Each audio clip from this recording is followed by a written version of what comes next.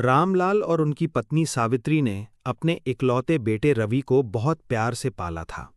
रामलाल दिन रात मेहनत करके रवि की हर इच्छा पूरी करते थे और सावित्री खुद भूखी रह जाती, लेकिन बेटे को कभी भूखा नहीं सोने देती थी। समय बीतता गया और रवि बड़ा हो गया। उसकी शादी पूजा नाम की लड़की से हुई। शादी के कुछ दिनों तक सब कुछ ठीक चला, लेकिन धीरे धीरे रवि बदलने लगा। एक दिन पूजा ने रवि से कहा, तुम्हारे मम्मी पापा की वजह से मुझे इस घर में परेशानी होती है। हर समय उनकी जिम्मेदारी क्यों उठानी पड़ती है?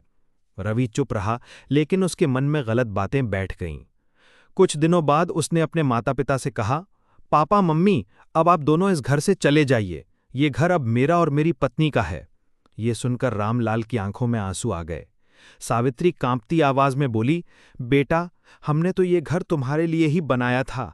अगर हमसे कोई गलती हुई है तो हमें माफ कर देना।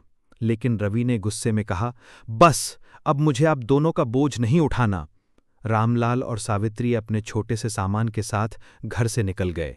बाहर तेज बारिश हो रही थी और दोनों बूढ़े माता पिता सड़क किनारे एक छत के नीचे बैठ गए। सावित्री रोते हुए बोली, क्या हमारा बेटा सच में हमें भूल गया? रामलाल ने आंसू छिपाते हुए कहा, नहीं, वो हमारा बेटा है। एक दिन उसे जरूर हमारी याद आएगी। समय बीतता गया। एक दिन रवि बीमार पड़ गया। उसकी पत्नी पूजा उसे अस्पताल ले गई, लेकिन कुछ दिनों बाद वो भी उसे अकेला छोड़कर मायके चली गई। रवि अस्पताल के कमरे में अकेला था। उसे अपने माता पिता की याद आने लगी। उसे याद आया कि जब वो बचपन में बीमार पड़ता था तो उसकी माँ पूरी रात उसके सिर पर हाथ रखकर बैठती थी और उसके पिता दवाई खरीदने के लिए अपनी ज़रूरतें छोड़ देते थे। रवि की आंखों से आंसू बहने लगे। वो तुरंत अपने माता पिता को ढूंढने निकल पड़ा। बहुत तलाश के बाद उसे पता चला कि उसके माता पिता एक छोटे से आश्रम में रहते हैं। जैसे ही रवि वहां पहुंचा, उसने देखा कि उसके बूढ़े पिता एक पेड़ के नीचे बैठे हैं और माँ उसके लिए भगवान से प्रार्थना कर रही है।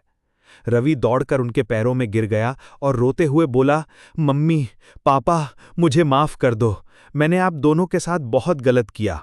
सावित्री ने बेटे को उठाकर गले लगा लिया और बोली, बेटा, माता पिता अपने बच्चों से कभी नाराज नहीं रहते। रामलाल की आंखों में आंसू थे। उन्होंने कहा, बेटा, जिस दिन बच्चे अपने माता पिता को बोझ समझने लगते हैं, उस दिन वो भूल जाते हैं कि एक समय यही माता पिता उन्हें अपनी जान से भी ज्यादा प्यारा मानते थे।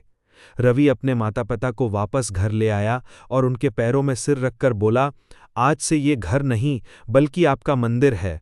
मैं कभी आपको अकेला नहीं छोड़ूंगा। सीख: माता पिता को कभी बोझ मत समझो, क्योंकि जब पूरी दुनिया साथ छोड़ देती है, तब भी माता पिता का प्यार हमेशा साथ रहता है।